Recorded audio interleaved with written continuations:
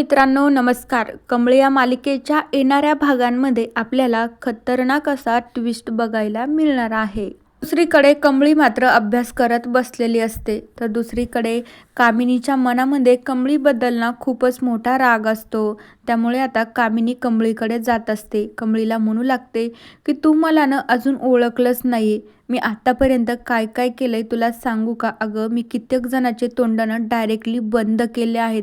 तर त्यावेळी कमळी खूपच घाबरते. आता त्यावेळी कामिनी मात्र खूप सारं बोलत असते, पण कमळी मात्र शांतच बसते. कामिनी जे काय बोलते ते फक्त ऐकून घेते. तर त्यावेळी कामिनी म्हणू लागते, फक्त आणि फक्त तुझ्या सांगण्यावरून माझ्या वहिनीनं माझ्या कानाखाली मारली आहे.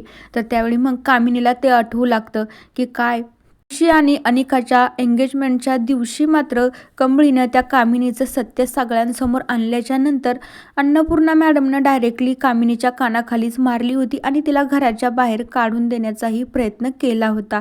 त्यामुळे त्या दिवशीपासून कामिनीनं मात्र कमळीवर जास्तच राग धरलेला आहे. तिचं म्हणणं असं आहे की मी या कमळीला उद्ध्वस्त करून सोडणार, मीला मुंबई सोडून गावाकडे जायला लावणारच आहे. आता त्यावेळी कामिनी म्हणू लागते, खरं सांगू का तुला मी, तू आमच्या आयुष्यामध्ये खूप लुडबुड करत आहेस. कारण की माझ्या अनिकेचं आणि त्या ऋषीचा साखरपुडा होणार होता, त्याच्यामध्येही तू आडवी आली आहे. प्रत्येक गोष्टीमध्ये तू काही ना काही करत आहे.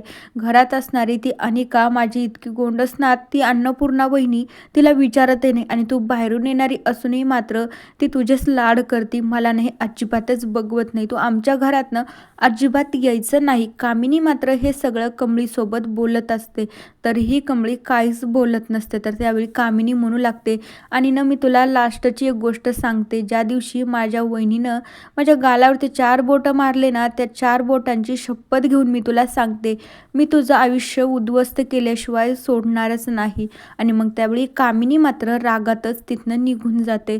तर कमळीला आता भीती या गोष्टीची वाटत असते की उगच मी यांच्या मध्ये पडले, यांचं काय झालं असतं त्यांचं त्यांनी बघून घेतलं असतं. पण आता जर यांनी माझ्या बाबतीत काही केलं ना, तर मग मी काय करू? मला माझ्या आबा आणि माझ्या आईचं स्वप्न पूर्ण करूनच मला मुंबई सोडायची आहे. तोपर्यंत मला फक्त आणि फक्त अभ्यास आणि माझ्या अभ्यासाकडेच लक्ष द्यायचं आहे. आता मी काय करणार? कमळी मात्र खूप रडत असते. आता तिला धीर देण्यासाठी मात्र त्यावेळी निंगीही तिथं नसते. निंगी आणि भंड्या दुसरीकडेच असतात. आता झालेला सगळा प्रकार कमळी ऋषी आणि अन्नपूर्णाला सांगेल का? येणाऱ्या एपिसोडमध्ये आपण नक्कीच बघूया. कामिनीचा डाव परत कामिनीवरच पलटतो तेही बघूया. तोपर्यंत या मालिकेच्या पुढील भागांच्या अपडेट्ससाठी आपल्या चॅनलला नक्की सबस्क्राईब करा. So bye.